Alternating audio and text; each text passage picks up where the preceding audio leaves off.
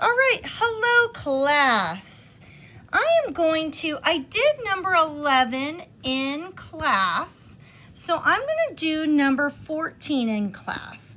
That way, even if you were absent, this problem is very similar in nature to 11, and then that way I can help everyone in class see a fresh example. So in this problem, we know we need it to be y equals mx plus mx plus b. My lips were saying one thing, my mouth was writing something else. Y equals mx plus b.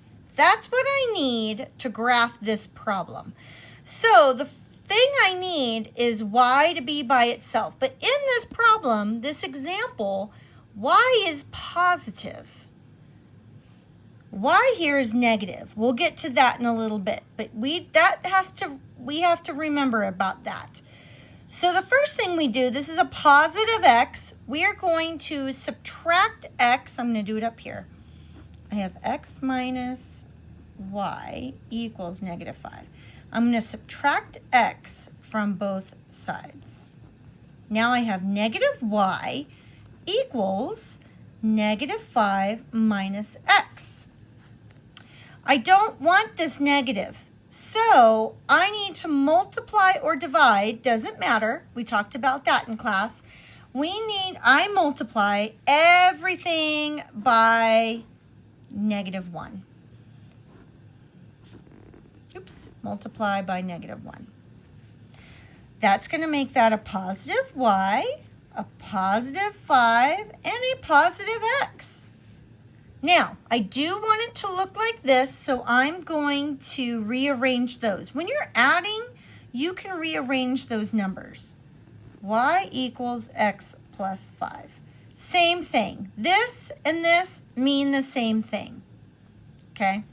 So, with this, I see that when x is 0, it's going to cross the y-axis. So when x is 0, it crosses the y-axis at positive 5.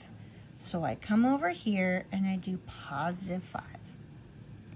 Now, it's going to be tricky doing this slope because we're already so high. But this is a positive slope.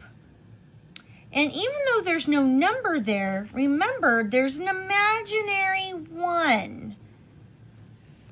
And that 1 is also 1 over 1. So my slope is rise 1, run 1. And remember it's positive. So even if I rise 1 and I went this way and ran 1, it's still going in that positive slope direction.